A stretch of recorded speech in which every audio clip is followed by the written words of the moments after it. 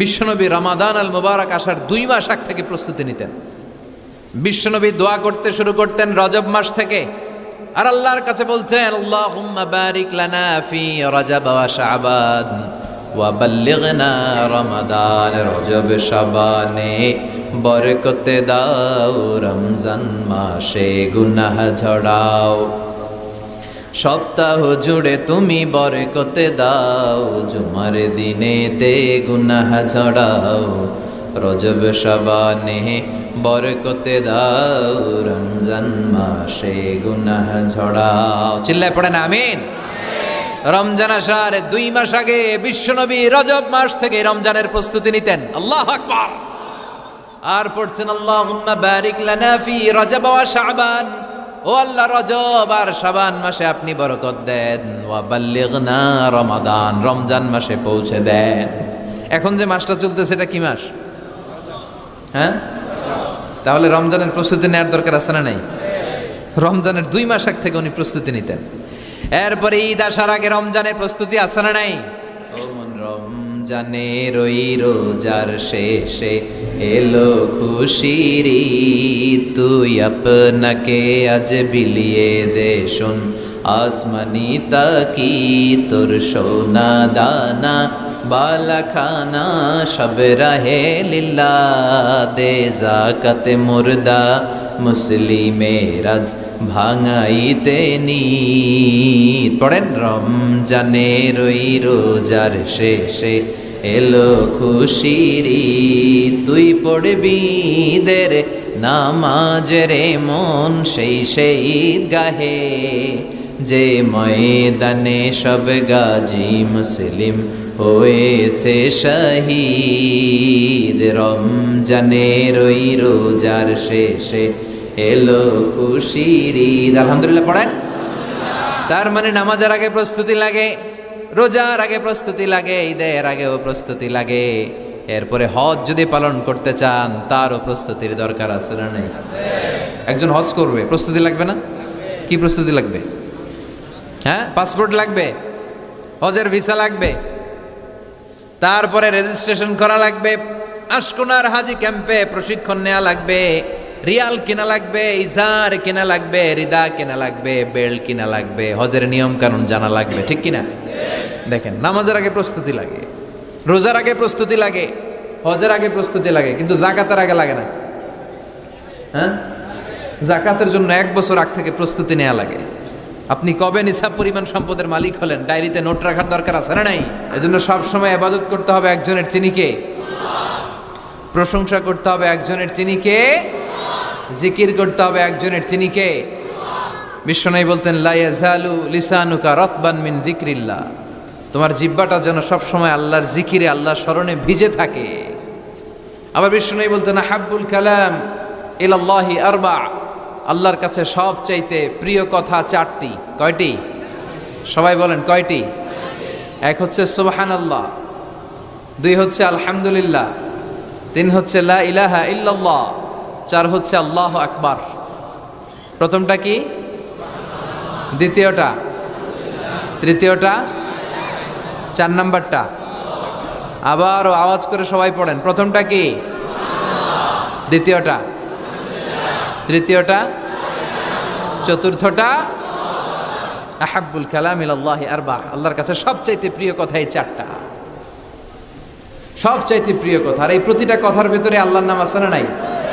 দেখেন, সুবহানাল্লাহ, আল্লাহ আছে। আলহামদুলিল্লাহ, লা ইলাহা ইল্লাল্লাহ, আল্লাহু আকবার, আছে না নাই? তার মানে জিকির করতে হলে ওই জিকিরের মধ্যে নাম থাকতে হবে কার? আল্লাহর নাম ছাড়া এদেশে অনেক জিকির আছে না নাই? লাফালাফি করে হুই হাই হুই হাই। জিকির হতে হবে তাদাররুআ ওয়া খুফিয়া, গোপনে, দুনাল জাহরি বিল কওল, চিৎকার চেঁচামেচি করে নয়। এদেশে অনেকে জিকিরও করে আবার বাসার আগায় উঠে যায়, আছে না নাই? আবার জিকির করতে করতে লাফাতে লাফাতে যিনি জিকির করে ওনার কাঁধের উপরে ওঠে, দেখছেন আপনারা? আমি এখন জিকির করাচ্ছি, তাসবিহ পড়াচ্ছি, আপনারা যদি লাফ দিয়ে আমার কাঁধে ওঠেন, আমি যাব কই? আল্লাহ রাসূল সাল্লাল্লাহু আলাইহি ওয়াসাল্লাম সাহাবাদেরকে নিয়ে তাসবিহ পড়ছেন, জিকির করছেন, কোন সাহাবারা লাফাতে লাফাতে খেজুর গাছের আগায়? এরকম পাওয়া যায়?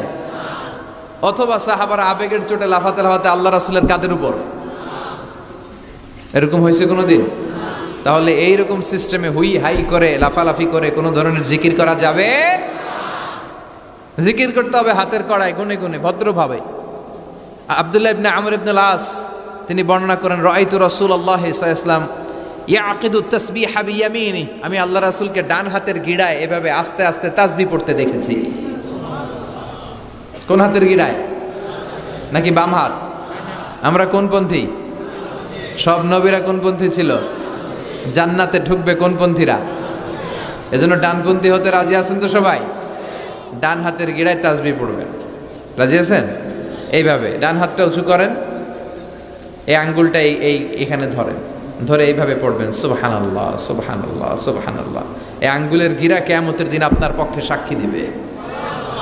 আমরা যেন বেশি বেশি আল্লাহর জিকির করতে পারি, আল্লাহ তৌফিক দাও। আমরা যেন আল্লাহর শুকরিয়া বেশি বেশি করতে পারি, আল্লাহ তৌফিক দাও। বিশ্বনবী দোয়া করতেন, আল্লাহুম্মা জাআলনি সাবুরা ওয়া জাআলনি শাকুরা ওয়া জাআলনি ফি আইনি সগীরা ওয়া ফি আ'য়ুনিন নাসি কাবীরা। হে আল্লাহ, আপনি আমারে ধৈর্যশীল বান্দা বানান, আল্লাহ আপনি আমারে শুকরগুজার বানান, আল্লাহ আমার চোখে আপনি আমারে ছোট বানান, মানুষের চোখে আপনি আমারে বড় বানান। আমিন পড়েন।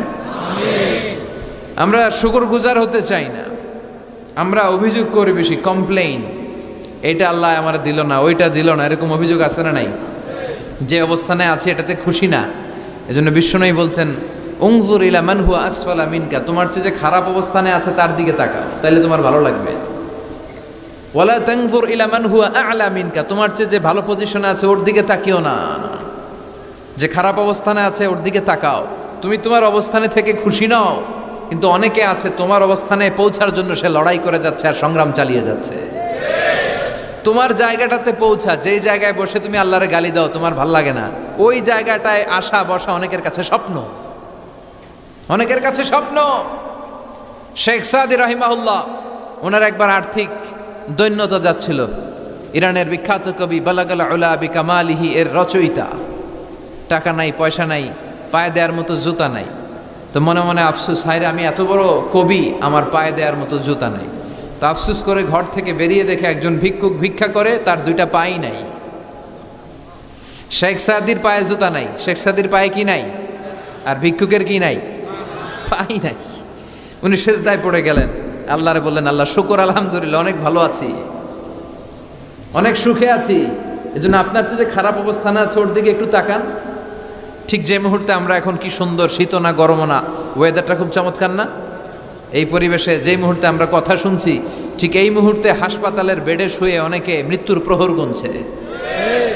অনেকের ক্যান্সার, যার নেই কোনো অ্যান্সার, তার প্রতিটা সেলের ভিতরে জ্বালা। আমি টাকা চাই, পয়সা চাই, কত কিছু চাই, এটা লাগবে, ওইটা লাগবে, এটা চাই, ওইটা চাই। হাসপাতালের ওই ক্যান্সারের রোগীটা কিচ্ছু চায় না, ও শুধু বাঁচতে চায়। ও কি চায়? ও শুধু বাঁচতে চায়। এজন্য চাহিদার কোনো শেষ নাই। আল কানাআতু মিনাল ইসলাম, অল্পে তুষ্ট থাকার নাম ইসলাম। অল্প খাবো, অল্প পড়বো, অল্প জমাবো, অল্পের ভেতরে বরকত দিয়েছে কে? আর সবসময় শুকরিয়া করবো কার? রাজি আছেন তো? আমরা যেন আল্লাহর শুকরগুজার বান্দা হতে পারি, আল্লাহ তুমি তৌফিক দাও।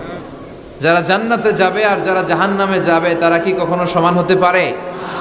The people of paradise and the people of hellfire, they never be equal ever. The people of paradise and heaven, they gain the ultimate success in life. যারা জান্নাতি তারাই আসল সফলতা অর্জন করেছে, দুনিয়াতেও সফল, আখিরাতেও সফল। চিল্লায় বলেন ঠিক কি না?